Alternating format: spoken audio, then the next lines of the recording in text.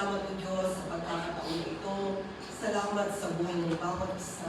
Maging sa mga salita mo na ating na pong pag-aaralan sa pagkakataon na ito, patuloy, Lord, na mamusap ka sa bawat puso. Banal na Espiritu, salamat din po sa inyong presensya sa pangalan ni Jesus. Amen. Amen. Makakauna po tayo lahat sa presensya ko ng Panginoon. So, praise the Lord. So, handang-handa na po ba tayo? So, ganoon din po yung ating mga online viewers, isa pong mapagpalang hapon sa bawat isa sa atin. Kaya kung handang-handa na, please open your Bible and the book of 2 Corinthians chapter 1, verse 20. Yan po yung text po natin this afternoon na matatagpuan in 2 Corinthians chapter 1, verse 20. Sabi po ito, for no matter how many promises God has made, alam po natin na marami pong pangako ang Panginoon. They are yes in Christ. And so through Him, the Amen is spoken by us to the glory of God. So this afternoon, our topic is that things that encourage a believer. So may mga bagay-bagay po na makikita po natin sa salita ng Panginoon na it will encourage us, na ito po ay nagbibigay kalakasan sa bawat isa sa atin. At sabi niya sa ating text kanina, lahat ng pangako ng Panginoon, ang sagot ay yes. So, ibig sabihin, pag ang Diyos ang nangako, tutuparin niya. Dahil ibang-iba po ang Diyos. Kung ang tao, ang pangako ay napapako, pero ang Diyos po ay palaging yes, sabi niyan, and amen. So, ano-ano po ba yung mga nakakapagbigay encouragement for us as a believer na makikita po natin sa salita ng Panginoon? Number one is that sure promises. Sure. Talagang, pag sinabing sure, andyan talaga na sigurado ka. In 1 Kings chapter 8, verse 56, as our supporting verse, sabi niya, praise be to the Lord, who has given rest to His people Israel, just as He promised. Not one word has failed of all the good promises He gave through His servant Moses. Alam po natin that even in the Old Testament, marami pong pangako ang Panginoon. At nakikita naman po natin na talagang with our naked eye, nakikita natin na yung pangako ng Panginoon ay natupad. Kaya nga po, meron bansang Israel. Because ito yung nagpapatunay na tinupad ni Lord ang kanyang pangako. Na alam naman natin ang sitwasyon, even right now, kahit na napakalit na bansa, pero pinagpala. Maalam flowing with milk and honey, ika nga. So makikita po natin dito na talagang pag ang Diyos ay nangako, siguradong tutuparin niya. Hebrews chapter 10, verse 23. Sabi niya ulit, let us hold unswervingly to the hope we profess. For He who promised is faithful. Tapat po ang Diyos sa kanyang mga pangako. Ito po yung tatandaan natin. Pag ang Diyos po ang nangako, alam natin na He is a faithful God. Tutuparin niya. So nasa atin na lamang po kung hindi po mangyari o hindi mapasa atin ang mga pinangako ng Panginoon. It is a question mark on our part. Kasi sabi ni Lord, sure na ibibigay ko, tutuparin ko ang aking pangako. Pero may balakid. Ano ba yung balakid? Maaring sa atin mismo. Yan. Kaya tingnan mo natin. Dahil ang Diyos na namangako ay tapat. Siya ay tapat ng Diyos. At walang makakapantay po sa kanya. Number two is that sure foundation. Sure. Talagang sigurado, kapatid, na sa Panginoon, yung pundasyon, pag sa Kanya tayo nakapundasyon, siguradong hindi ka matutinag. Isaiah 28, verse 16. Sabi ulit yan. So this is what the sovereign Lord says. See, I lay a stone in Zion, a tested stone, a precious cornerstone for a sure foundation. The one who trusts will never be dismayed. Kaya, ang sino mang nagtitiwala sa Kanya, mga kapatid, talagang hindi tayo madidismaya. Talagang may encourage tayo because we know na ikaw at ako ay nasa tamang pundasyon. Katulad din po ng bahay. Pag yung bahay na ipinatayo mo ay talagang maganda ang pundasyon.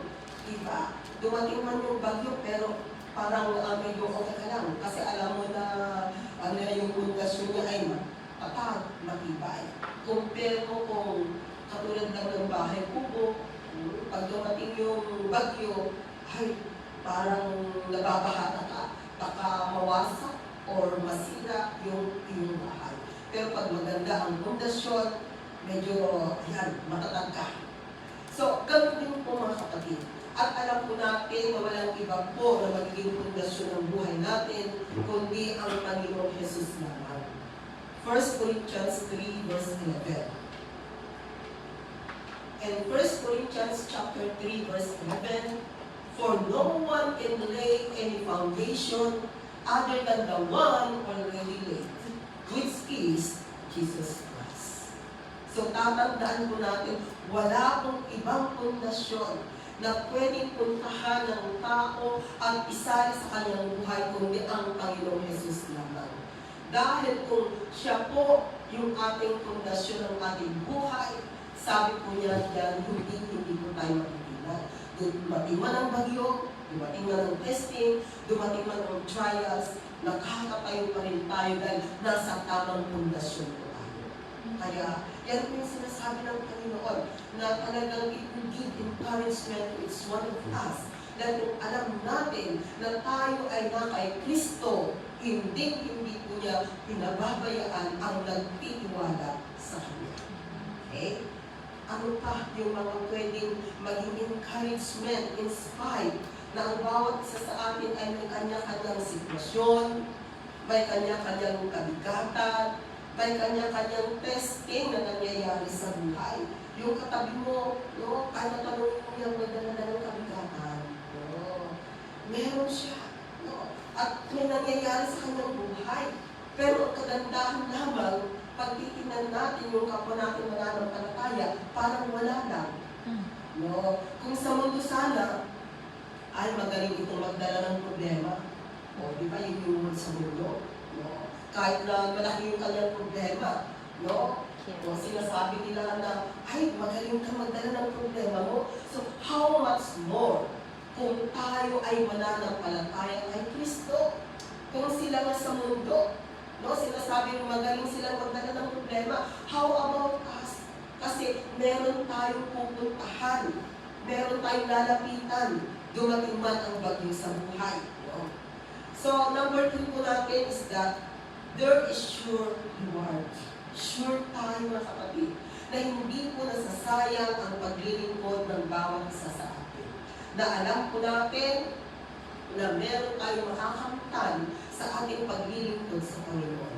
Matthew chapter 10 verse 42. Sabi niyo ulit yan. And if anyone gives even a cup of cold water to one of these little ones, because he is my disciple, I tell you the truth, he will certainly not lose his reward. Kaya mamaya timplahan mo ng kape yung kapatid mo. Kasi sabi niya dyan, if anyone gives even a cup of cold water to one of these little ones, because he is my disciple. Kaya kung mananampalataya, naniniwala sa Panginoon, ano man ang ginagawa natin sa ating kapwa, mananampalataya, kapatid. Sabi dyan, I tell you the truth, he will certainly not lose his reward. May reward. Kaya tingnan po ninyo, kahit na yung konting bagay pala na ginagawa natin sa Panginoon, talagang sure na merong reward. Kaya pag araw ng day off natin, yung pagpunta natin sa tahanan ng Panginoon, yung kasama tayo sa pagpa-practice, pag-aawit, no? Napakalaking, napaka-importante na yan, mga kapatid, sa paningin ng Panginoon. Yung konting ginagawa natin, yung pagdalo lamang natin kahit na minsan, nakaupo lang tayo, pero yung pagpupumuyan at pakikinig sa salita ng Panginoon, especially iniaakay mo sa iyong buhay, there will be a great reward. So, hindi po nasasayang ang ginagawa natin sa Panginoon.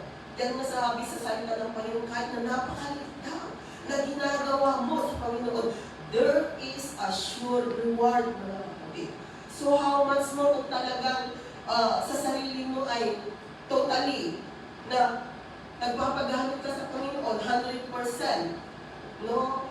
Yung ginagawa mong surrender life, submissive life, obedience life, no? Sacrifices sa Panginoon, hindi mas malaki ang rewards.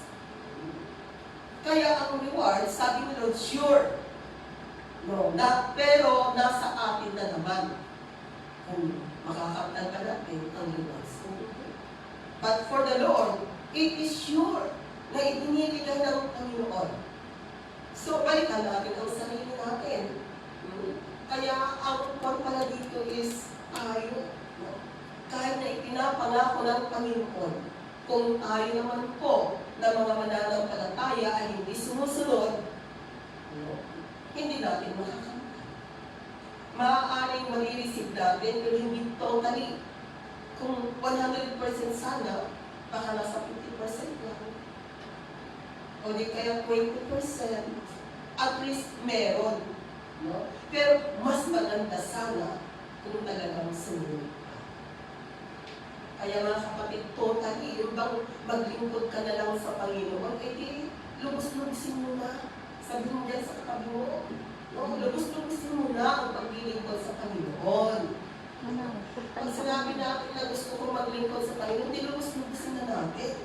Huwag na natin sayangin ang panahon, dahil ang panahon po ay lumilipas, mga kapatid. At ni kailanman, hindi po natin na ibabalik ang panahon. Katulad ng araw ngayon, yes, darating pa ang araw ng Wednesday sa susunod. Pero titignan po niyo, di ba? Ibang year na siya. The same day, the same month. Pero ang pagkakaiba doon, ibang taon. So lumilipas po ang panahon, mga kapatid. At sa paglipas ng panahon, marami tayong nasasayang na oras. Kaya ito po sana itingnan natin. At saka isa pa, hindi po tayo bumabata. Kundi, ano nangyayari sa atin? Tumatanda. At sa pagtanda natin, ibig sabihin, umiiksi ang buhay natin. So, sasayangin pa ba natin yung natitirang buhay sa mundo ito? Kaya, dapat, ayan na. Maglingkod na po tayo, tolong-tolong paglingkod. Proverbs 11 verse 18.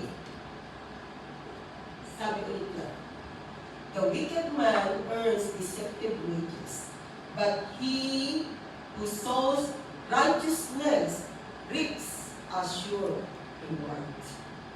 Kaya talagang makikita natin dito na kung ang buhay natin ay talagang kalugod-lugod sa Panginoon, no? Na namumuhay po tayo ng may kabanalan sa mundo ito, sigurado tayo, sabi niya, there is a sure reward. Dahil ang tao po na gumagawa ng hindi tama ay tsak yan, meron ding araw na darating sa kanya. Sabi nga nila, hindi natutulog ang Diyos. At walang naililihim sa kanya, lahat ay alam ng Panginoon. Makaligtas man siya sa mundong ito, pero hindi siya makakaligtas sa harapan ng Panginoon. At siguradong may lugar na pupuntahan siya. Kaya, huwag natin sabihin ako, si ganito, ang sama-sama niya, pero pinagpapala, ganito kanyang buhay. Hindi ko dapat kaimbitan ang mga tao yun. Dahil kung hindi po sila magsisisi, kawawa ang kanilang kakahambuhay. But for us, as we know the Word of God, sumunod lamang po tayo sa salita ng Panginoon. And I believe magiging maayos po yung takbo ng buhay natin hanggang sa huling hilinga natin sa mundo.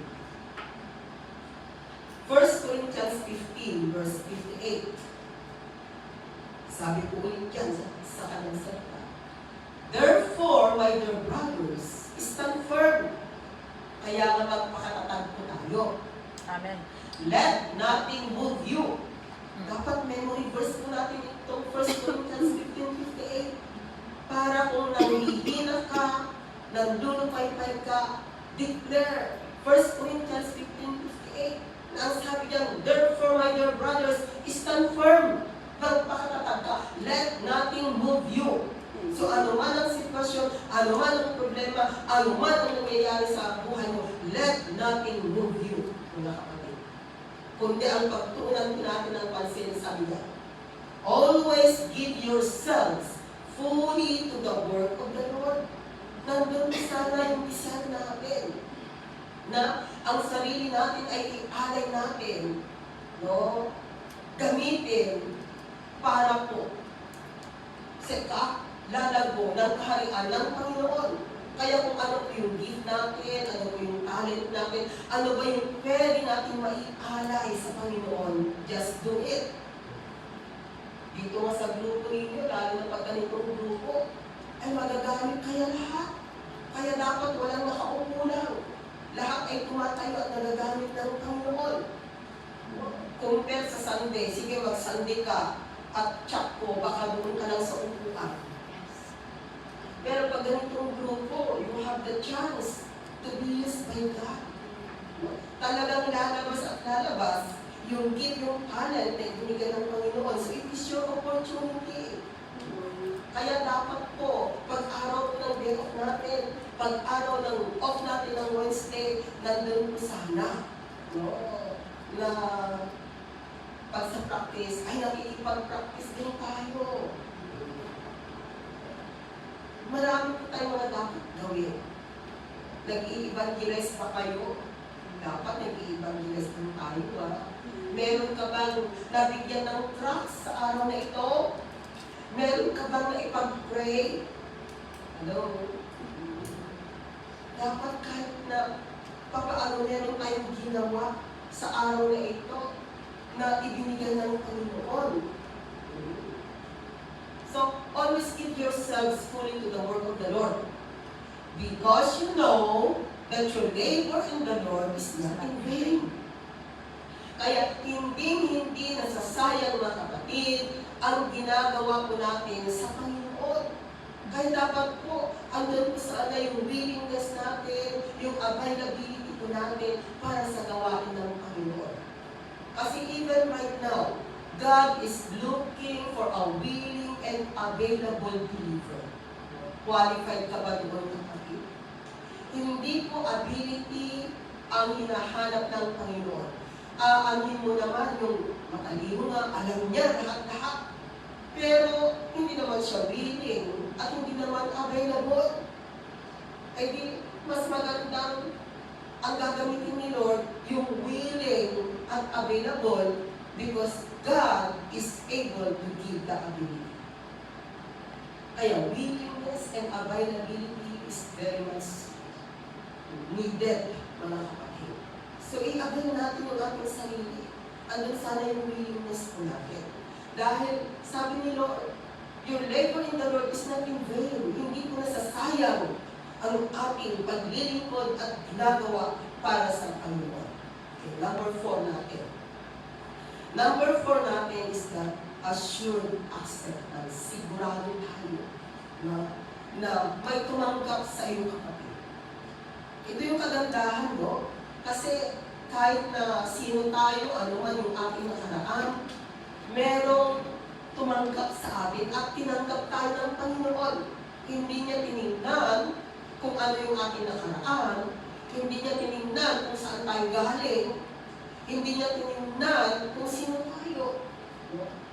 And John chapter 6 verse 31 ay 37. Okay. Sabi nito, all that the Father gives me will come to me. And whoever comes to me, I will never drive away. Kaya salamat kay Lord.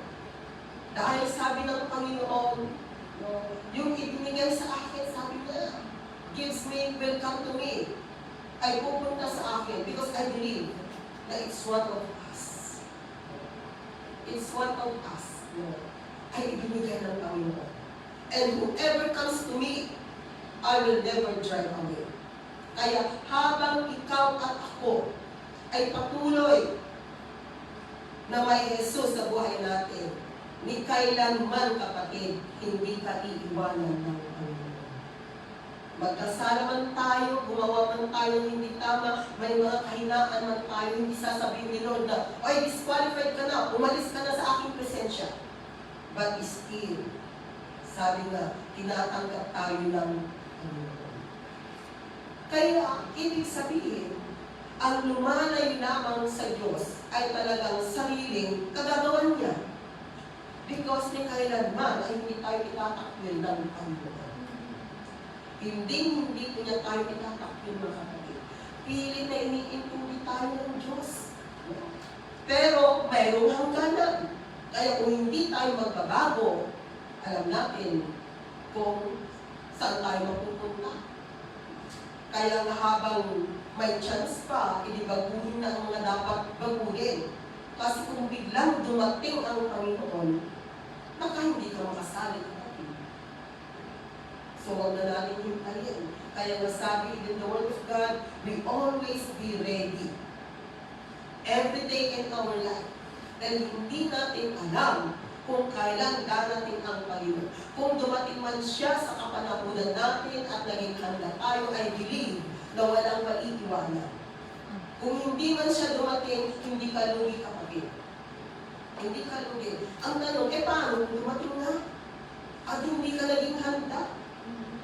Di, nawalan ng saysay, lahat ng sakripisyo mo, lahat ng ginagawa mo, kung gano'n lamang yung hahantunan.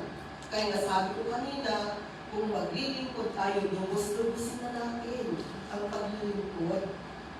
Upang sa gano'n, ay hindi pumasayang ang ating mga ginagawa. Ephesians chapter 1, verses 3 to 6. Sabi dito, praise be to the God and Father of our Lord Jesus Christ, who has blessed us in the heavenly realms with every spiritual blessing in Christ. Kapatid, ibinuhos na po ng Panginoon ang pagpapala. No? Bless us in the heavenly realms with every spiritual blessing in Christ. Next verse. For He chose us in Him before the creation of the world to be holy and blameless in His sight and love. Yung bang He chose us, the word He chose us. Yung bang kagandahan nito, hindi pa man tayo isinisilan sa mundong ito, napili ka na, kapatid. Napili ka na. No? For He chose us in Him before the creation of the world. Yung lamang pagkakapili, di ba napakagandang bagay? Di ba nung pinili ka ng amo mo, tuwang-tuwa ka? No? Lalo na pag marami yung applicante, hindi ikaw yung pinili. Pinili ka, tuwang-tuwa ka. Eh bakit kung dumating ka na sa kanya, nawala na yung katuwaan mo? Hello? Kasi nakita mo, ay ganito pala si amo. No? Meron pa ng ugali, hindi mo gusto. Nakatingin na tayo doon. Nakalimutan mo na nung ikaw ay napili at nalaman mong meron kang employer, tuwang-tuwa ka. Tuwang-tuwa, mga kapatid. Pero dito makikita po natin. And then next verse, sabi yan, in love, He predestined us to be adopted as His sons through Jesus Christ in accordance with His pleasure and will. And verse 6, sabi, to the praise of His glorious grace, which He has freely given us in the one He loves. Praise the Lord. Kaya kung ating titingnan, makikita po natin dito na talagang ang Panginoon pinili na po niya ang bawat isa at tinanggap ang bawat isa. Kaya huwag na natin i-question si Lord, na Lord, Talaga bang pinatawad mo na ako? Talaga bang inaccept mo na ako, Lord? Minsan kasi ganun tayo eh. No? Remember, we are living by faith and not by sight. Yun ang kagandahan, mga kapatid. Pag tayo ay patuloy na kumakapit sa Panginoon, na kahit ano man yung sitwasyon, nandun pa rin na kumakapit ka. And I believe, hindi ka bibitawan ng Diyos. Kung hindi ka bibitaw, hindi ka bibitawan ng Panginoon. Unless na ikaw ang bumitaw sa Kanya, wala nang magagawa ang Panginoon.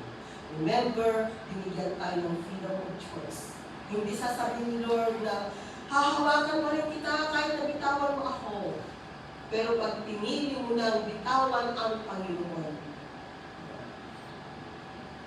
hindi mo na mararamdaman ang pagkilos ng Panginoon.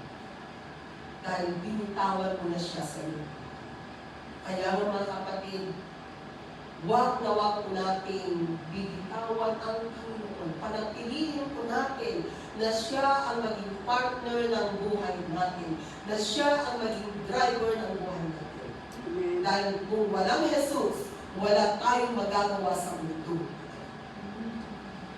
Without God, we cannot do anything. Number 5 po, na sana magbigay ko ng encouragement sa bawat isa sa atin, na iisipin natin yung ginawa ng Panginoon. Ito po yung tinatawag na divine love. Huwag mong sabihin na, naku, walang nagmamahal sa akin sa mundo nito, kapatid. Mahal ka ng Panginoon. Mahal ka ng Diyos. At ang pagmamahal ng Panginoon, di kailanman, mga kapatid, ay hindi siya kumukupas. And Romans chapter 8, verses 38 to 39. Ay sabi diyan, for I am convinced that neither death nor life, neither angels nor demons, neither the present nor the future, nor any powers, neither height nor depth, nor anything else in all creation, will be able to separate us from the love of God that is in Christ Jesus our Lord. Kaya, sabi ko nga, ano man yung sitwasyon, ano man yung buhay, ano man yung nararanasan, walang sino mang makapaghihiwalay po sa pagmamahal ng Panginoon. Kung mag-asawa sana, talagang yung promise nila, nung sila ikinasal na till death do us part, nananatili. Kaya lamang, marami nang hindi natutupad yung promise na yun. Hindi na natutupad ng tao. Kahit na buhay pa, hindi pa patay yung isa, meron ng kapalit. Kasi ganyan ang tao, ganyan ang mundo. Ang mundong ito, ganyan ang sitwasyon. Pero, mga kapatid, hindi po tayo tagalupa, kundi tayo tagalangit. And that is our final destination. Remember, our life here on earth is just only temporary. Temporary lamang po. And we are looking and longing for a life eternity na kasama ang Diyos na ating pinaglilingkuran. And that will be a perfect life pagdating ng katauhan. Kaya okay ka, kahit na may testing, kahit na may mga trials, kahit na may problema sa mundo ito, okay lang. Kaya natin mapagtagumpayan na dahil kasama po natin ang Panginoong Jesus. Okay, another na makikita po natin is that assured presence and strength. Sigurado tayo na nandiyan ang presensya ng Panginoon at nandiyan na nagbibigay siya ng kalakasan. Kaya kahit na pagod ka na kahapon, utos dito, utos doon, ang ginagawa ng amo, pero salamat pa rin sa Panginoon, paggising sa umaga, bagong kalakasan. Bagong kalakasan, mga kapatid. And Joshua chapter 1 verse 9, sabi ko doon sa kanyang salita, have I not commanded you? Be strong and courageous. Do not be terrified. Do not be discouraged. For the Lord your God will be with you wherever you go. So sana po, walang puwang sa buhay natin ang discouragement. Sabi ko niya sa katabi mo, walang puwang sa buhay mo ang discouragement. Walang puwang sa buhay mo. Yes, dapat i-declare natin na walang puwang sa buhay ko ang discouragement. Walang pwedeng magpahina sa akin. Dahil ang Panginoon, siya ang nagbibigay ng kalakasan sa akin. Kaya kahit anuman yung sitwasyon mo, anuman ang nangyayari sa iyo, whatever man, mga kapatid, no? Walang makapagbibigay ng discouragement because God, siya po ang nagbibigay ng kalakasan sa bawat isa sa atin. Kaya balikan po natin ang pangako ng Panginoon dahil totoo at tapat ang Diyos na ating pinaglilingkuran. Another na makikita natin is that assured provision and care. Provision, ibig sabihin, handang-handang ibigay ni Lord anuman ang pangangailangan po natin.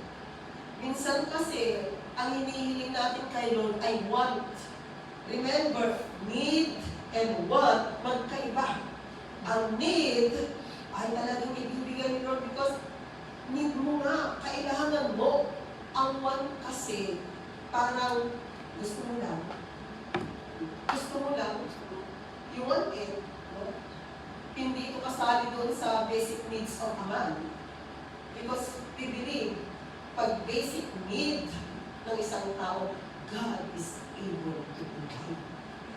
And Philippians 4 verse 19, sabi rin sa kanyang salita, and my God will meet all your needs. Hindi niya sinabing some of your needs, but all of your needs. Lahat ng pangangailangan mo. No? At hindi rin niya sinabi na, and my God will meet all your wants. The word is needs. Yung talagang kailangan mo. Your needs according to His glorious riches and Christ Jesus. Yung kailangan natin. Ano ba yung kailangan natin ngayon? Ano ba ang gusto natin ngayon? Talagang makikita mo, mga kapatid, kung talagang kailangan, God is able to give it. Last Sunday morning, talagang nung nasa bus ako, wala akong boses. Pero I will go to street preaching para mag-preach. Nung dumating ako doon, sabi ng mga Tagalog sisters, Pastora, makakapag-preach ka ba? Wala ka namang boses. Then sabi ko, oo, mag-preach. Pero garangal yung boses ko. But in the bus, habang nandun ako, talagang ang prayer ko kami, Lord, I need my voice. I'm going to preach in the street. Yun ang prayer mo kayo. Although pagdating ko doon, wala pa yung boses. Ano nga nasasabihin ko sa leader na nakita ko doon, oy, leader, ikaw muna ang mag-preach. Sabi ko, Lord, I will not do it because my prayer, you're going to give my voice. Ang kagandahan, nung hawak ko na yung mic sa opening prayer, garangan ko. But I know, when I start to read the Word of God, bago manda ang boses. Hanggang sa natapos, kaya sabi nung isang libro, Pastor, naiintindihan na napakaliwanag naman ng boses mo. Sabi ko, yes, because that's my prayer to God. Because sabi ko sa kanya, Lord, I'm going to preach this day. And even this afternoon, sabi ko sa kanila. Kasi nung mag-closing prayer ako, hindi na kaya ko naman. Kaya, di ba, babalik ko mamayang hapon. So, praise the Lord. So, ganun na, pag gawain ni Lord, sabi ko nga, Lord, i-apply ko yung faith dito. Kasi how many times that I experienced it in my life? Because I experienced before, yung bang na-fracture yung paa ko, my right. Kasi nung bumaba ako doon sa tram, no, kahahabol din ang daming ayusin noon kasi meron akong, alam ko may case ba yata na ihahandle during that time. Pagbaba ko doon sa tram, na-fracture yung paa ko. So, hindi ko makakilos. Sabi, so nilagyan na ng plaster yung paa. And then sabi ng doktor, ay wag mo nang iaapak sa lupa. No? Nakataas lang yung paa. Alam po ninyo, sabi niya, 1 month na nakaplaster. But it takes only 2 days na nalagyan ng plaster. Bumalik ulit ako doon. Buti na lamang at alam ko yung technique na igalaw-galaw mo yung paa mo. No? Kasi nag-work ako sa orthopedic ward, so alam ko yung stand. Sabi ko sa doktor, you see doctor, my foot is okay. Kasi ginagana-gana ko, pero masakit siya. Talagang gusto ko lang natanggal niya yung plaster. So sa tinanggal niya yung plaster, hindi pa sana dapat tanggalin. And then sabi niya, okay, I will remove it, but please, don't put it on the ground in your foot. During that time, pag uwi ko sa pastoral house, because I remember during that time, no, nagpa-process si Pastora Dominga, si is not here. Nung nagpa-process siya ng visa. So, walang makakasama during that time. At least may fraction kami noon na siya yung katapusin.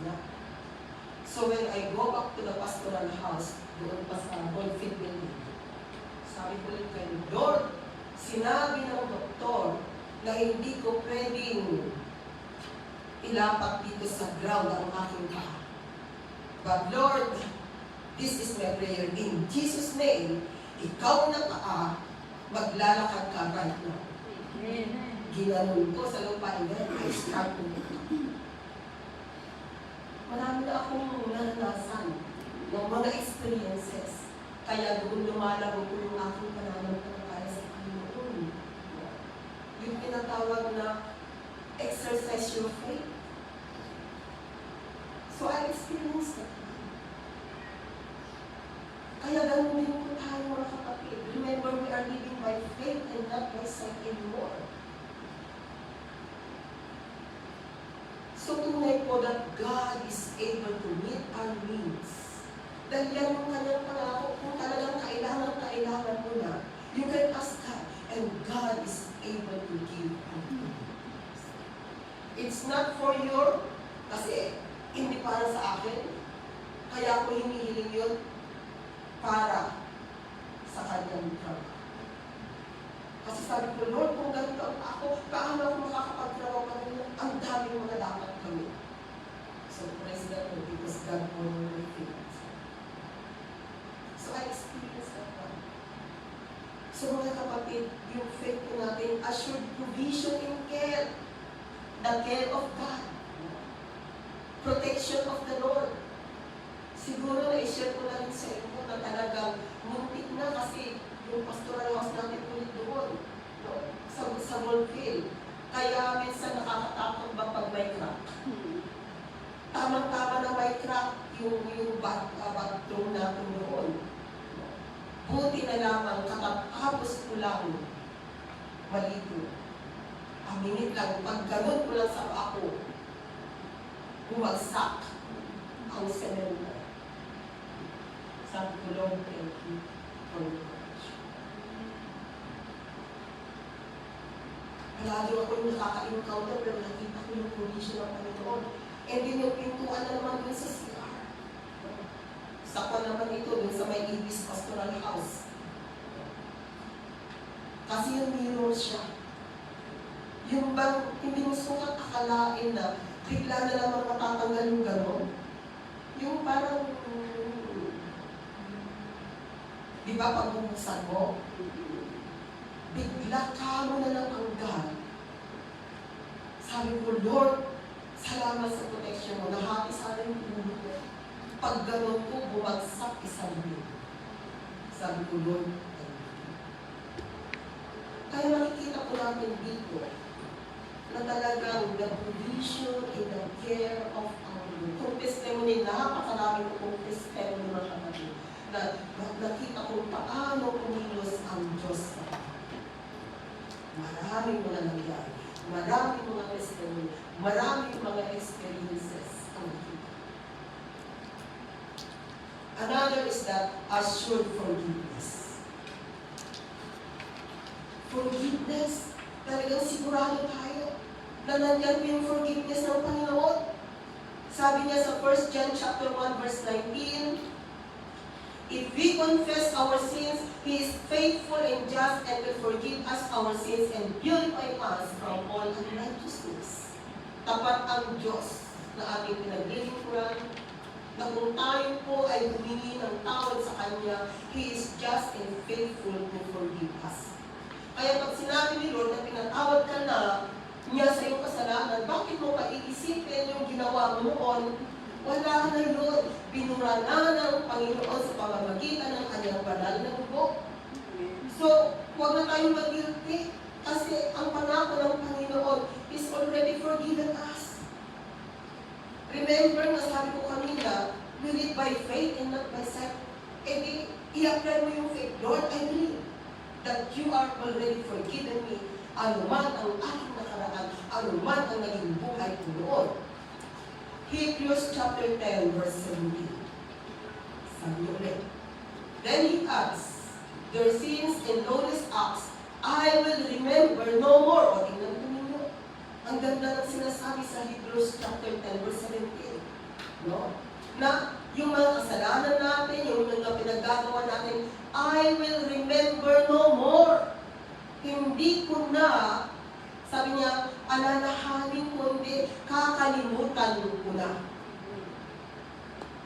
Di ba ang sarap isipin na ang kinalimutan ni Lord ay ang kasalanan natin, pero tayo ay hindi niya kinalimutan.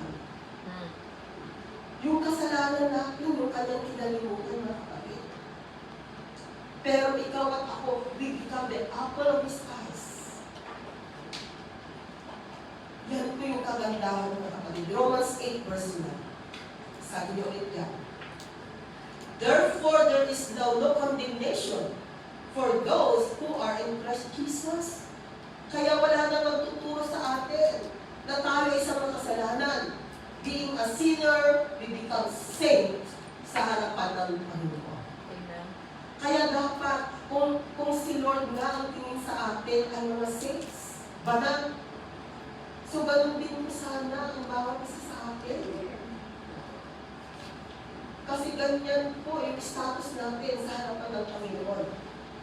There is no more condemnation. Wala nang magtuturo sa iyo na ikaw ay may ginawang kasalanan. Kundi, absuelto na mga kapatid. Dahil nilinis na po siya ng dugo ng ating Panginoon Jesus. Another is that assured peace and rest. Kapayapaan. There is an assurance that God give us peace. Talagang nandiyan po yung kanyang kalinga, mga kapatid. In Matthew chapter 11, verse 28, sabi ng Panginoon, come to me. So lumapit tayo sa Kanya. All you who are weary and burdened, kayong mga nabibigatan, kayong may mga dalahin sa buhay, and I will give you rest. Kapahingaan ang ibibigay ng Panginoon. Yun bang kahit na hindi solve yung problema mo, mahimbing pa rin ang ulo mo, masarap pa rin ang kain mo?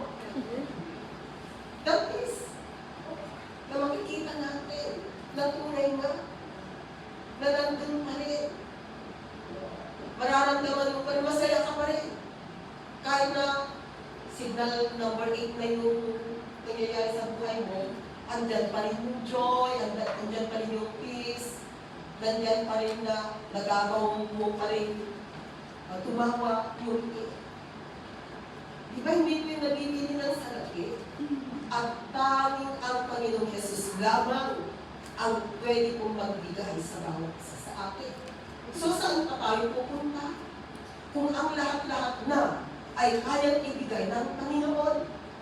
So talagang luging-luging po tayo. Kung tayo ay iiwanan natin ng Panginoon, talagang lugi tayo ng kapatid. John 14, verse 27.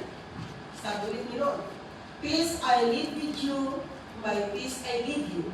I do not give to you as the world gives. Do not let your hearts be troubled, and do not be afraid."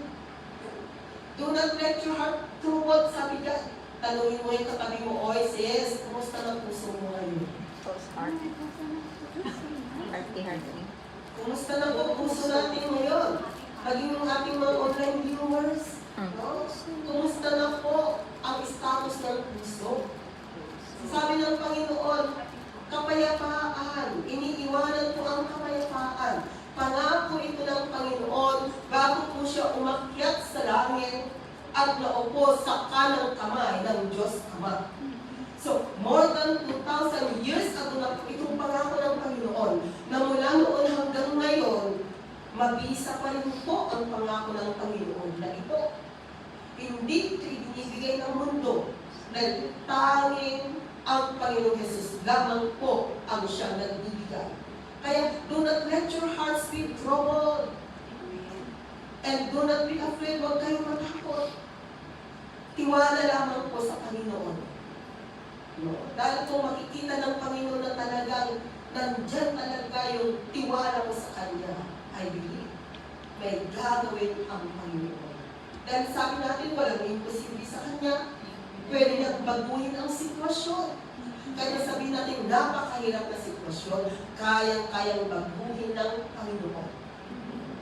Kaya ganyan po yung Diyos na aking pinaglilingkuran. Napakarami po niyang mga pangako, maraming mga testimonies na mababasa natin in the Word of God that it will give encouragement to each one of us. So, sabi ko nga, wala pong puwang na tayo ay ma-discourage sa buhay po natin bilang isang mananampalataya. Dahil kung totoo at tapat tayo mananampalataya ng Panginoon, lahat po ito ay makakamtan natin sa biyaya ng Panginoon. And the last one is that assured comfort in trouble. Assured comfort in trouble. Talagang andyan po na nagpo-comfort po ang Panginoon, mga kapatid. Isaiah 41 verse 10. Sabi niya, "So do not fear, huwag kayong matakot. For I am with you. Do not be dismayed." Ayan, sinasabi na naman tayo na huwag tayong madismaya, mga kapatid. "For I am your God. I will strengthen you and help you. Palalakasin kita, tutulungan kita. I will uphold you with my righteous right hand." Amen. So, ang ganda po ng pangako ng Panginoon.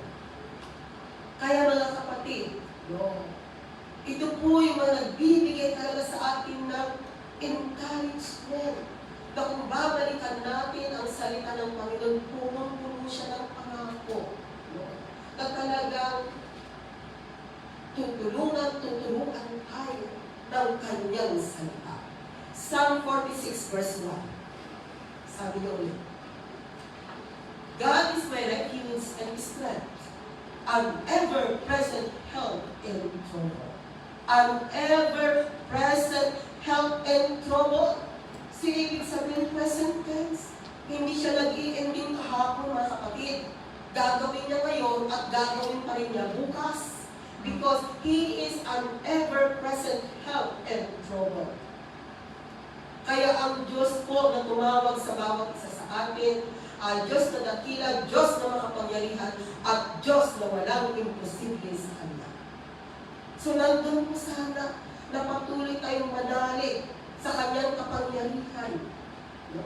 Sa Kanyang ginagawa sa buhay ng bawat isa. Because I believe, marami pa pong dapat gawin ang Panginoon sa buhay natin.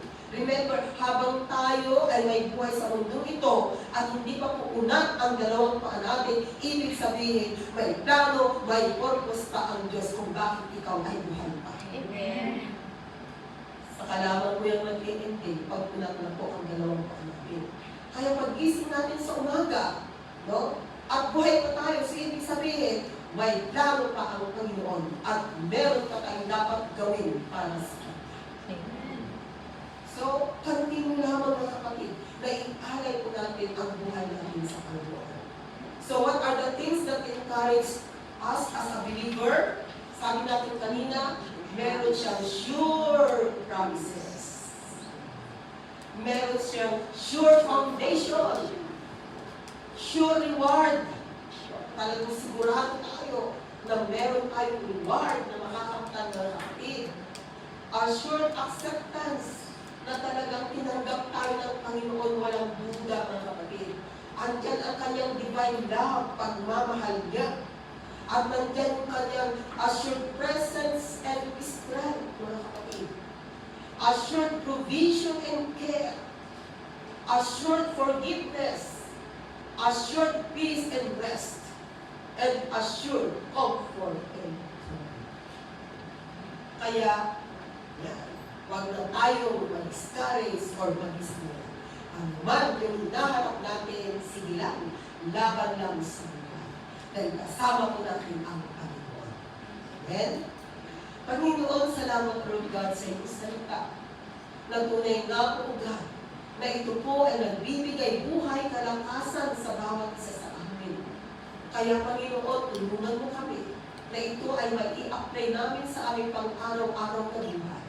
Natunay nga po na walang tuwang sa buhay namin ugat ang discouragement. Kundi Panginoon, nandyan ka ugat na patuloy na nagbibigay sa amin ng kalakasan, nag-i-encourage sa aming ugat. Kahit na may mga testing, trials man na nangyayari, Lord, sa buhay ng bawat isa, pero nandyan ang iyong mga kamay, Panginoon, na patuloy na kumikilos sa buhay natin. Kaya, O God, huwag mo pong pababayaan ang iyong mga anak. Patuloy na hawakan mo po ang buhay ng bawat isa. Patuloy, Panginoon, na gabayan, turuan, proteksyonan ang bawat isa. Maraming salamat, O God, at ibinabalik ko sa mataas na papuri sa pangalan ng Jesus. Amen. Balik ko po sa ating Diyos.